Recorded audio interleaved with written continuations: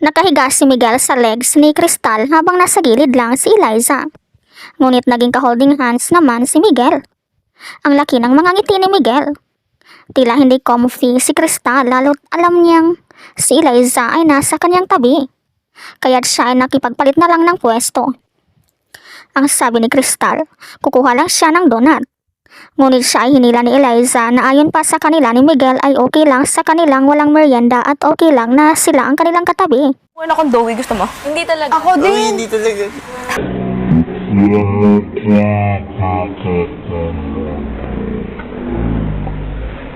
Hindi mabitaw-bitawan ni Miguel ang mga kamay ng dalaga dahil aniya ay malamig. Papalamigin ko na yung kamay niya. Kaya't siya ay inutusan ni Crystal na palamigin ito Palamigin mo. I pray. habang hinawakan ni Miguel ang mga kamay ni Eliza. Si Crystal ay nakayakap naman sa kanya. Sina Carmel at Crystal ay very supportive BFF ng dalaga. Tila ginusto naman ni Eliza na hawak-hawak siya ni Miguel dahil kung siya ay hindi niya gusto, maaari niyang tanggihan ang paghawak ng kanyang kamay ayon pa sa netizens. Kung hindi gusto ng babae ang lalaki ay hindi talaga ito magpapahawak sa lalaki. Lalo na kung hindi gwapo. Sabihin ba namang isang manyak ang guy, ngunit sa kasong ito, ibig lang sabihin ay gusto niya din si Miguel. Damang-dama talaga ni Miguel ang mga kamay ni Eliza sa laki ng kanyang mga ngiti. Habang siya ay nakahawak sa kanyang kamay, napatanong ang dalaga kay Carmel kung ano ang kanyang napanaginipan tungkol sa kanya. Ayon pa kay Carmel, una na niyang sinabi ang kanyang panaginip kay Crystal. Ayon pa sa kay Carmel, ang kanyang panaginip ay nagkakatotoo dahil sinabi doon na consistent umano si Miguel sa ginagawa kay Eliza. Tapos si Eliza ay unti-unting napamahal na sa kanya ng tuluyan. Parang ikaw daw, dire-diretso ka daw, consistent ka daw sa mga ginagawa mo kay Ellie.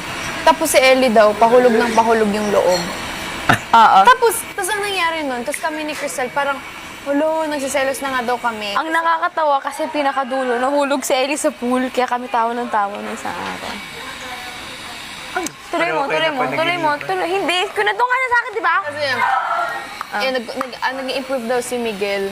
Tapos yung mga ginagawa doon ni Miguel, parang, uy, over naman. Talaga mafe-feel mong mahal na mahal ka niya. Nagselos na nga, di ba? Ano? O, tapos yun na nga, umabot sa point na nagselos daw tayong dalawa.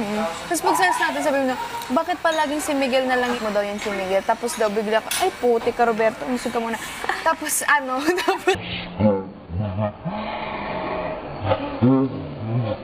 ko, tapos after nun, ano nga nangyari nun? Basta nagselos nga daw kami kay Miguel. Tapos bigla akong nagkwento kay Miguel na, Open up. Tapos doon nag-start. Hinag ka daw niya. Ano? Di ba hinag siya nun ni Miguel? Hinag siya nun ni Miguel. Ako, bakit? Tapos umamin ka daw sa kanya. Ay, di ka dumi pa naginig. Ba't ako nagkikwento? Na umamin siya kay Miguel na it's always gonna be him. Oo. Para kasing inamin mo na parang, nag-sorry ka na daw, nagkabati daw. Totoo ba? Oo, ang lakas na hilik niyan nung nananaginip siya. Oo nga. Ginising ko pa nga siya. Sabi ko, Light, okay ka lang, tayo. Oo nga talaga. Nung time na hindi pa natutulog si Ellie doon, Oo. palagi ko kasi talagang iniisip si Ellie. Kasi nga, hindi namin siya katabi. Tapos yun, napanaginipan ko hanggang sa bigla daw, pumunta nga daw siya sa'yo, ganito, ganyan.